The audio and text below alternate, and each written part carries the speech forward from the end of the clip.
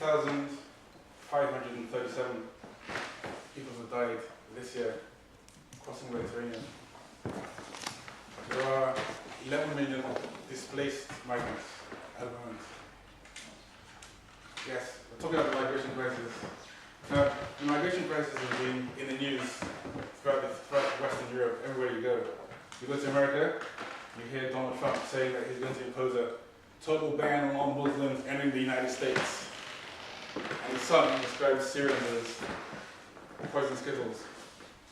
Or maybe you listen to Nigel Farage, who tells you about the swarm of migrants threatening European civilization.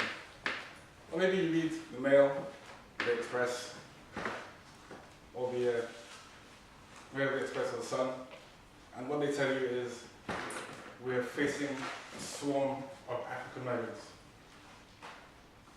Presidents, fellow Toastmasters, and our one and only guest who's disappeared. Where's our guest on? I prefer that guest. This evening, I'm going to speak to you about migration crisis. I'm going to talk about who these people are.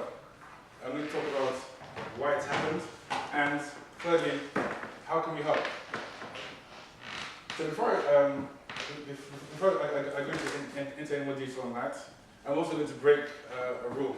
I'm going to invent an entirely fictitious country that doesn't exist at all. So I'm going to make it up just for my own purposes. I'm going to call it Barfland. Barfland. Now, the reason I've done this is it's not totally random. It's an amalgamation of Britain, America, Russia, and France. And the reason I've done this will come clear a bit later on. So let's start with the who. Who are these migrants?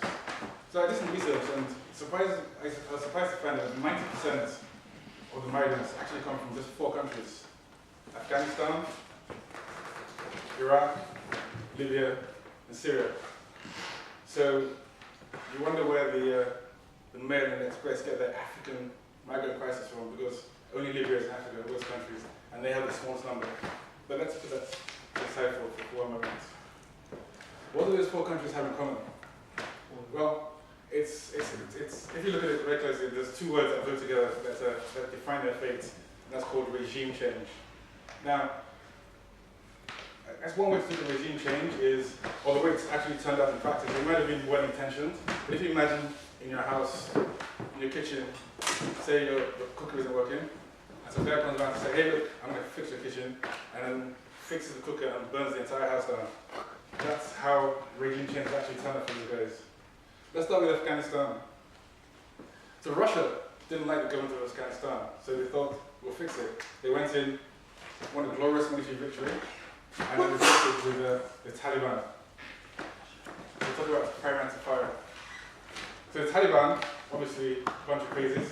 America came in and fixed that as well. So they won a great victory, but at the end of the war, they had won the war, but Afghanistan was an ungovernable vacuum. Let's talk about Iraq. Iraq is pretty well known. Tony Blair, George Bush went after Saddam Hussein, won a great victory, but the aftermath left a very unstable and ungovernable place. Libya, same story. Colonel Gaddafi, dictator, got rid of him, and left, in fact, 2 capitals, 2 countries still fighting. And you don't need to tell you about what's going on in Syria. It's on the news all the time. You can see, once again, it's regime change, change governments, and see what happens. So that's those 4 countries. That's what's happened to them. So that's the how and the why. So what can we do to help? What has been done to help? Well, as it happens, Barfland, as I call them, are actually happening quite well. This year alone, $14 billion has been raised as assistance to help, to aid. Now, $14 billion is a lot of money, no matter how you look at it, it's a lot of money. But put it in perspective, we spend $6 trillion actually conducting wars. So, put it in scale, for every dollar of aid we've given, we spent $400 blaming on the countries in the first place. Another way we can help is by getting people in. So we house migrants here. And the title of Barfland across the board has committed to taking 50,000 refugees. 50,000. Now bear in mind that there are 11 million displaced people. I've got a question for you. Does anybody here know the population of Jordan? No? Jordan's country, Jordan's population is 9 million. Why is that relevant? Well, there are actually only 6 million Jordanians. The other 3 million are refugees. So when Theresa May tells you that the countries nearby need to do more, we are doing more.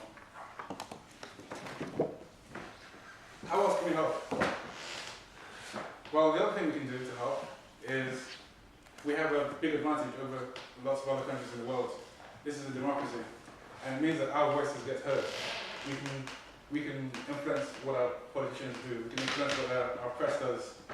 And so what I'd like us to be able to do is, the next time Nigel Farage shows up and says that there's a swarm of migrants and dehumanizes them across the board, or Donald Trump Jr. says these are six skittles, or maybe the next time the government comes up to you and says we're going to embark on some regime change, I'd like us to say, look, this is not a game, and this is not meant to be, these people are not collateral damage.